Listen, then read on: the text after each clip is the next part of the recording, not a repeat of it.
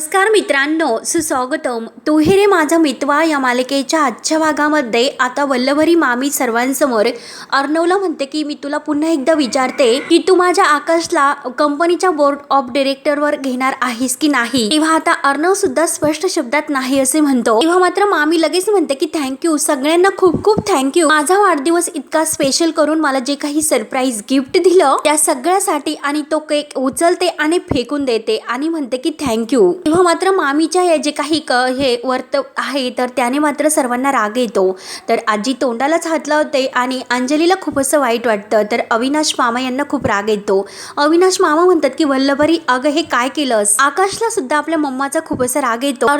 मामीकडे पाहतच असतो. तेव्हा आता सर्वजण शांत राहतात आणि मामी मात्र अगदी तोऱ्यात असते. आणि तोऱ्यात आता वल्लभरी मामी आतमध्ये निघून जाते. तर अर्णव म्हणतो की मामी, पण मामी आता कुणाचं काही ऐकून घेत नाही आणि आत निघून जाते. तेव्हा मात्र आता आजीच्या डोळ्यात पाणी येतं. आजी लगेच धक्क्याने खाली बसते आणि म्हणते की घ्या, मिळाले ना सर्वांना आता सरप्राईज. त्यामुळे आता अविनाश मामा हे मनात म्हणतात की खरंच आता ह्या वल्लभरीने जे काही केलं त्यासाठी मला सगळ्यांची माफी मागावी लागेल. कारण मात्र ह्या इने वल्लभरीने सर्वांचं मन दुखावलेलं आहे. तेव्हा मामा पुढे येतो. मामा म्हणतो की चल आता आई, मी सगळ्यांची माफी मागतो वल्लभरीच्या वतीने.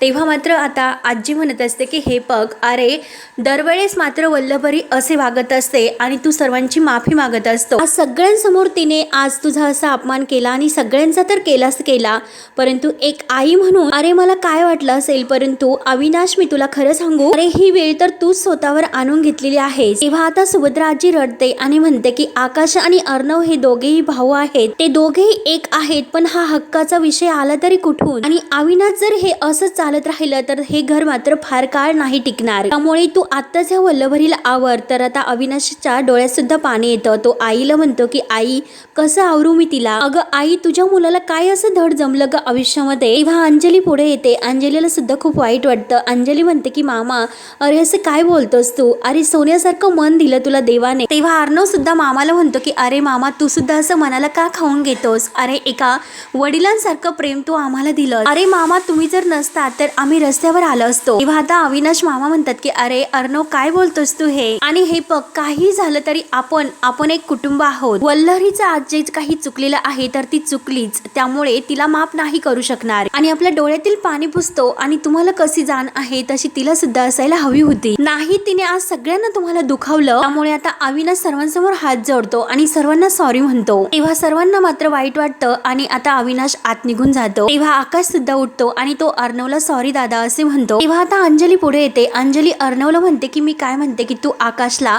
बोर्ड ऑफ डायरेक्टरवर घे. तर आता अर्णव म्हणतो की नाही ताई, मी सगळा विचार करून हा डिसिजन घेतलेला आहे आणि यात काही बदल नाही होणार. तेव्हा अर्णव सुद्धा आत निघून जातो. तर अंजली आता आजीजवळ येते. तर आजी अंजलीच्या हात धरते आणि अंजलीला जवळ घेऊन खूप असे रडते. तेव्हा अंजली सुद्धा खूप रडते. त्यानंतर आता इकडे इशू ही खूप खुश होते, कारण तिचे काम एकदाचे पूर्ण झाले. आणि राकेश तर एकटक असा तिच्याकडे पाहत खिडकीमध्येच बसलेला असतो. राकेश म्हणतो की काय काम पूर्ण झाले.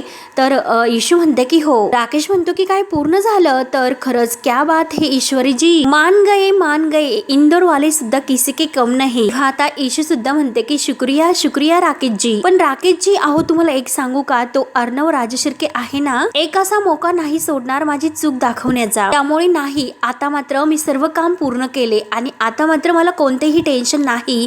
तेव्हा राकेश म्हणतो की हो अगदी करेक्ट. पण अहो राकेशजी, मला एका वेगळ्याच गोष्टीचं टेन्शन आलेले आहे. आणि तेवढ्यात जयवात्याला जाग येते आणि जयवात्या मात्र आता इशूचा आवाज ऐकते. तेव्हा आता राकेश विचारतो की काय हो, कसलं टेन्शन, मला तुम्ही सांगू इच्छिता म्हणजे काय ते. तेव्हा आता इशू म्हणते की माझ्या नमोताईचा वाढदिवस जवळ आलेला आहे आणि तिच्या वाढदिवसाचं मला प्लॅनिंग करायचं आहे. तिला ना एकदम असं बढिया सरप्राईज द्यायचं आहे. परंतु आता हे काम आणि त्या कामाने मला वेळ मिळेल की नाही माहिती नाही. तेव्हा आता राकेश लगेच म्हणतो की मी आहे ना इथे, मी तुम्हाला प्लॅनिंग मध्ये मदत करेल.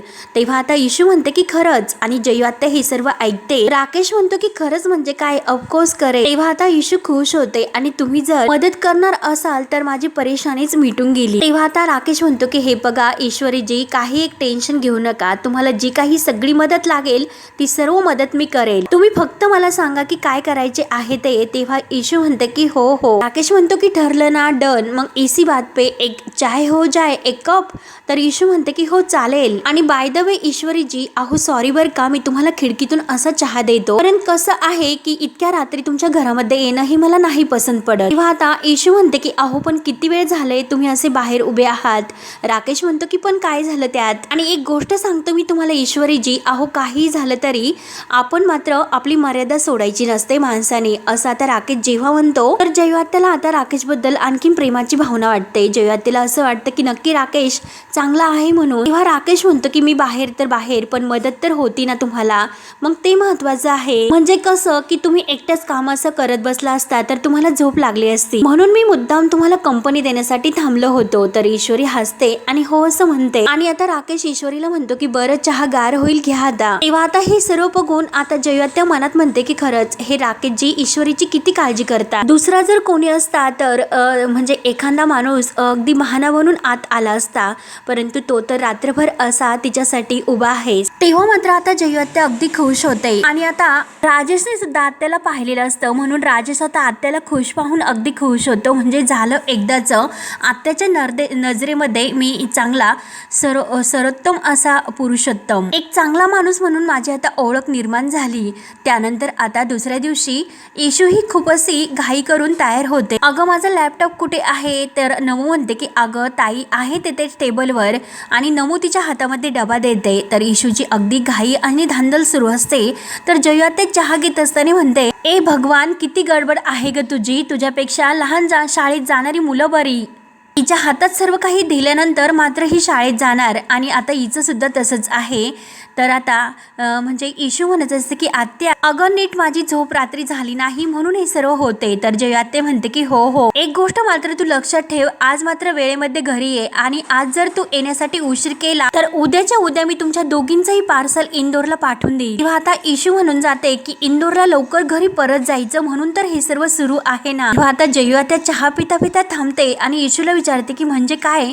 तेव्हा आता नमो आणि इशू एकमेकांकडे अगदी भामट्यासारखे पाहतात. तर आता इशू ही नमूकडे पाहत असते. तेव्हा आता नमूच आत्याला समजावते की आत्या अगं काही नाही, तिची झोप झाली नाही ना म्हणून झोपेत ती बडबड करते. आणि इशू तुला जायचं आहे ना, उशीर होतोय. तेव्हा इशू म्हणते की हो हो जायचं, म्हणून इशू लगेच जायला उठते. तर आत्या तिला म्हणते की हो, आणि त्यांना सांग की जे ऑफिसचं काम आहे ते घरी करायला द्यायचं नाही म्हणून. तेव्हा आता इशूला नेमकं त्या फाईल हातामध्ये असताना अर्णव तिला जे काही म्हणलेलं असतं की त्या फाईल्स जाताना तू घरी घेऊन जायच्या, सगळ्या ब्रँडच्या त्या फाईल आहेत, सर्व काही त्यात अपडेट्स करायचे, आणि उद्या येताना मात्र ऑफिसच्या येण्या वेळेच्या अगोदर ते सर्व काही कंप्लीट करून येथे घेऊन यायचं. हे सर्व काही आता इशूला आठवतं. आणि हे जर जमणार नसेल तर मात्र तू रिझाईन करू शकते.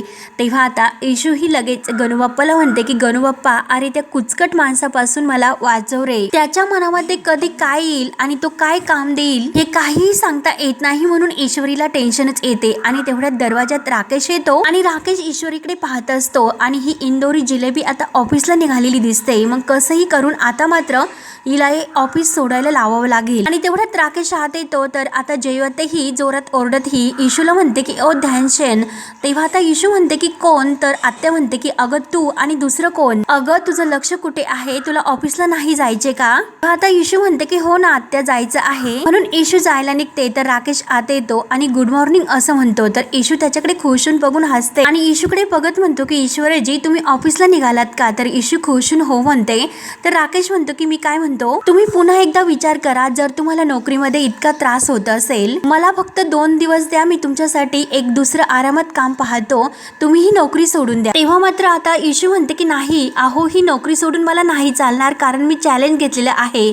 तर आता जयवती विचारते की चॅलेंज, अगं कसलं चॅलेंज. तेव्हा आता इशू लगे टेन्शन मध्ये येते आणि आत्याला नक्की काय उत्तर देऊ हे तिला काही समजत नाही. आणि तिला अर्णवची जी काही गाडीची काच तिने फोडलेली आहे आणि त्याला त्याच्या भरपाई म्हणून 50,000 रुपये द्यायचे द्यायचे आहे आणि दुसरे 1 लाख असं तिला ते चॅलेंज आठवतं आणि तिने सुद्धा आता ते चॅलेंज त्याला लगेच सांगितलेलं असतं की हो आणि मी तुमचे ते 50,000 दिल्याशिवाय खजराना गणपतीची कसम मीही मुंबई सोडून जाणार नाही ते. तेव्हा मात्र आता इशू ही मुद्दाम आत्याला सांगते की राकेशजी मला असं म्हणाले होते की मी एखादे काम घेते आणि ते पूर्ण करून दाखवते असं ते म्हणाले होते म्हणून ते मी चॅलेंज आहे असं म्हणाले. आणि हो की नाही राकेशजी तुम्ही म्हणालात नाहीत का म्हणालात ना म्हणून आता ती डोळ्याने खुणावते की आत्याला हो म्हणा असं म्हणून. आणि तेव्हा राकेश सुद्धा आता आत्याशी खोटं बोलतो. राकेश म्हणतो की हो हो आता ईश्वरीजी आता जेव्हा असं सांगतात ना ते खरं आहे मी म्हणालो होतो. तेव्हा नमो सुद्धा म्हणते की हो ना आत्या अगं आपल्या इशूला प्रत्येक गोष्ट ही चॅलेंज म्हणून घ्यायची सवय तर आहेच ना हे तर तुला माहितीच आहे. तेव्हा आत्या म्हणते की हो हो माहिती आहे मला चॅलेंज घेते मोठी आली खूप.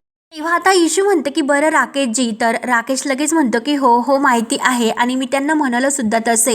तेव्हा आता इशू म्हणते की अहो राकेशजी अहो मला ऑफिसला जायचं आहे आणि मला जाण्यासाठी उशीर होतोय आणि तुम्ही सुद्धा त्याच बाजूने कुठेतरी जातात ना प्लीज तुम्ही मला सोडा ना पटकन. तेव्हा राकेश अगोदर हो म्हणतो आणि परत म्हणतो की नाही नको. तेव्हा राकेश म्हणतो की तसं नाही अहो नाही नको म्हणजे उगाच जर माझ्यामुळे तुम्हाला उशीर झाला तर तुमचा बॉस तुमच्यावर परत चिडेल. तेव्हा आता जयवत्या सुद्धा म्हणते की हो ना राकेश अहो तुम्ही तर तिकडेच चालला मग प्लीज तुम्ही ईश्वरीला सोडा ना. एवढीच मला या गडबडगुंडीची काळजी कमी राहील नाहीतर ही उगाच रस्त्यामध्ये कुणाशी चॅलेंज बिलेंज घेत राहिली तर नाहक टेन्शन होईल. तेव्हा आता ईश्वरी ही राकेशच्या हाताला हात लावते आणि ओ राकेशजी चला लवकर आणि उगाच उशीर होईल आणि उशीर करू नका चला लवकर. तेव्हा आता जो हात ईश्वरीने आपल्या हाताला लावलेला आहे तर राकेश त्याच्याकडे एकटक पाहत असतो आणि त्याला खूप असा आनंद सुद्धा होतो की ईश्वरी आपल्या जवळ येत म्हणून आता राकेशला आनंदच होतो आणि तो लगेच ईश्वरीने आपल्या हाताला जो हात लावलेला आहे अगदी त्या हातालाच हात धरून राहतो आणि विचार करतो की आता मी बायकोला निघण्या अगोदर फोन करतो आणि अर्णवला येण्यासाठी उशीर होईल असं काहीतरी मला आता करावंच लागेल म्हणून तो आता त्या विचारात पडतो. तेव्हा आता ईश्वरी पुन्हा राकेशला म्हणते की राकेशजी अहो सोडतात ना. तेव्हा आता राकेश हसून म्हणतो की हो सोडतो ना आणि तुम्हाला नाही म्हणणं हे माझ्या जीवावरच आलं. तेव्हा आता इशू म्हणते की चला पटकनी अहो राकेशजी उशीर होतोय म्हणून ती राकेशच्या हाताला धरते आणि चला चला असे करत असते. तेव्हा आता राकेश सुद्धा अगदी खुश होऊन ईश्वरीला घेऊन निघून जातो तर जयवत्या आता त्या दोघांकडे पाहत असते आणि विचारात पडते.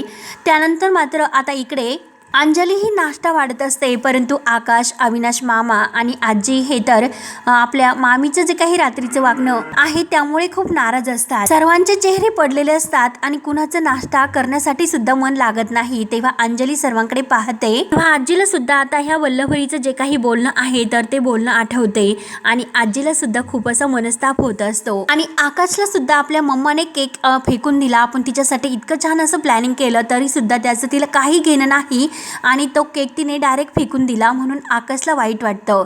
आणि मामाची सुद्धा ती स्थिती असते कारण मामीने सर्वांसमोर अविनाशचा किती अपमान केलेला असतो. कारण एक तुम्ही शब्द सुद्धा बोलू नका कारण इतक्या वर्षामध्ये तुम्ही एक बाप आणि नवरा म्हणून केलं तरी काय त्यामुळे तुम्हाला काही असं बोलण्याचा हक्क नाही. तेव्हा प्रत्येकाला आता मामीच्या या वागण्याचा खूप असा त्रास होत असतो. तेव्हा आता अंजलीला असं काय करू असं होतं ती सर्वांकडे पाहतच असते आणि तेवढ्यात अर्णव आपल्या मोबाईलमध्ये पाहत खाली येतो आणि जेव्हा तो सर्वांकडे पाहतो तर अंजलीला म्हणतो की ताई मामी तर अंजली म्हणते की मामी आज नाश्ता करायला खाली आलीच नाही मी सुरेश काकांना वर पाठवले होते. तेव्हा अर्णव लगेच एक प्लेट घेतो आणि त्यामध्ये पोहे आणि शिरा घेतो तर आजी त्याच्याकडे पाहत असते आणि विचारते की काय रे अर्णव तू हे काय करतोस. तेव्हा आता अर्णव म्हणतो की अगं आजी मी मामीसाठी हा नाश्ता घेऊन जातोय. तेव्हा आता आजी म्हणते की चुकतोस तू. अर्णव परत एकदा चुकतो जर तू असं केलं तिच्या मागण्या ह्या वाढतच जातील. तेव्हा आता अर्णव आजीला शांत राहायला सांगतो आणि अंजलीकडे पाहत असतो. तेव्हा आता अर्णव आज जातो तर आजी ही चिडून म्हणत असते की इतका मोठा हा बिझनेस पार्टनर मुलगा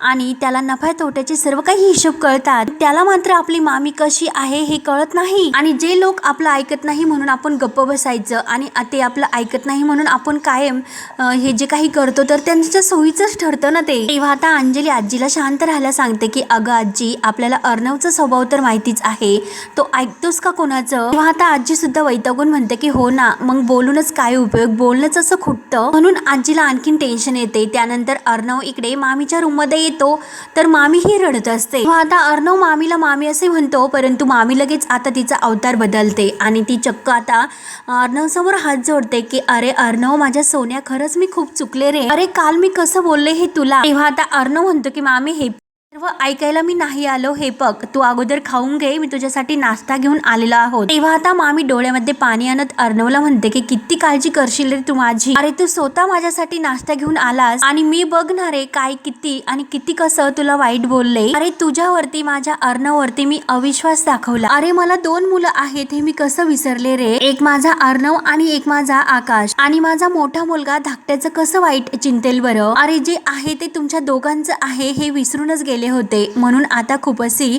हुंदके देऊन रडत असते. शी खरंच कसं वागले मी आणि इतरांना तोंड दाखवायची सुद्धा मला आता लाज वाटते, म्हणून अगदी खूप असे रडण्याचं नाटक तर मात्र खूप छान करत असते. आता अंजली सुद्धा तेथे दरवाज्यात येते तर अर्णव म्हणतो की मामी हे बघ तुला गिल्ट वाटून घ्यायची काही गरज नाही. अगं तू माझी आई आहे म्हणून तुला हक्क आहे मला बोलण्याचा. मामी अगं तुम्हाला तर मुलगा मानतेस ना. तर आता मामी म्हणते की होणार आहे माझे बाळा. तेव्हा अर्णव म्हणतो की मग मला सांग बरं, आईने मुलाला कितीही जोरात फटका मारला मग तिचा हात त्याला लागतो का. तेव्हा मामी रडत नाही म्हणते तर अर्णव म्हणतो की मामी हे बघ मी सर्व काही विसरून गेलो आणि तू सुद्धा सर्व काही विसर. तेव्हा मामी म्हणते की अरे घरचे विसरतील का. तेव्हा अर्णव म्हणतो की मामी हे बघ घरातील लोकांना काय सांगायचं आहे तर ते मी सांगेन, तुला कोणीही काही नाही बोलणार हा मी तुला शब्द देतो. तेव्हा अंजली या दोघांकडे बघून खूप खुश होते तर अर्णव पुढे मामीला म्हणतो अगं आपल्याच घरामध्ये मान खाली घालून तुला वावरायची काही गरज नाही. All right. तर मामी ही मान डोलावते तर अर्णव आपल्या हाताने तिला नाश्ता भरवतो. तेव्हा मात्र आता अंजली इतकी खुश होते या दोघांकडे बघून अगदी तिला छान वाटतं. तर मामी लगेच खुश होऊन अर्णवचा गोडासा पापा घेते. अंजली आता अर्णवचं हे इतकं मोठेपणाचं वागणं पाहून मनात म्हणते की खरंच तू तर माझ्यापेक्षा लहान आहे आणि कसं जमतं रे अर्णव तुला हे सर्व. अरे तू आहेस म्हणून हे घर एकत्र आहे. तेव्हा अर्णव आपल्या हातानेच मामीला भरत असतो आणि मामी रडता रडता हे सर्व खात असते. आणि तेवढ्यात अंजलीच्या ह्या मोबाईलवर यांचा म्हणजे राकेशचा मेसेज येतो की गुड मॉर्निंग, कसा झाला मामीचा बर्थडे आणि आमचे मेहुणी साहेब काय म्हणतात आणि गेला का तो ऑफिसला. ऑफिसच्या घाईत मात्र तू त्याला ब्रेकफास्ट मिस नको करून देऊ, कारण आता राकेशला हा अर्णव कुठे आहे हे माहिती करून घेण्यासाठी आता तो अंजलीला हे सर्व विचारत असतो. परंतु आता अंजलीला मात्र याचा अभिमान वाटतो आणि खरंच म्हणजे राकेशची किती काळजी घेतात असे तिचा आता समज तयार होण्यासाठी अंजली खुश होते आणि मनात म्हणते की खरंच हे जरी किती कामात असले तरी सुद्धा यांना घरच्यांची किती काळजी आहे, कायम ते घरच्यांची काळजी करत असतात. म्हणून आता ती सुद्धा अगदी मेसेज टाईप करून आता राकेशला हे सर्व सांगायचं ठरवते. आणि इकडे मात्र राकेश हा रिक्षामधून ईश्वरी सोबत येत असतो आणि त्याला आता खूप टेन्शन येते की नक्की अर्णव कुठे आहे, कारण अजूनपर्यंत त्याला अंजलीचा मेसेज काही आलेला नसतो. तेव्हा आता अंजली टाईप करते की बर्थडे कसं झाला हे मी तुम्हाला नंतर सांगते, परंतु अर्णवची मात्र काही काळजी करू नका. आता मात्र त्याला पोटभर खाऊ घातल्याशिवाय मी त्याला घराच्या बाहेर नाहीच पडून देणार. आणि तेव्हा आता मेसेज इकडे राकेश वाचतो म्हणजे अजूनपर्यंत अर्णवला ऑफिसमध्ये यायला वेळ आहे तर हे त्याच्या आता समजल्यानंतर त्याला आनंद होतो. परंतु तरी सुद्धा मला बेसावत राहून मात्र नाही चालणार, म्हणून तो इशूकडे पाहत असतो आणि इशू ही अगदी खुश होऊन जातच असते कारण तिने काम पूर्ण केलेले आहे याचा तिला खूप असा आनंद असतो. म्हणून ती ऑफिसमध्ये वेळेवर पोहोचायची तिची तयारी आणि लगबग सुरू असते.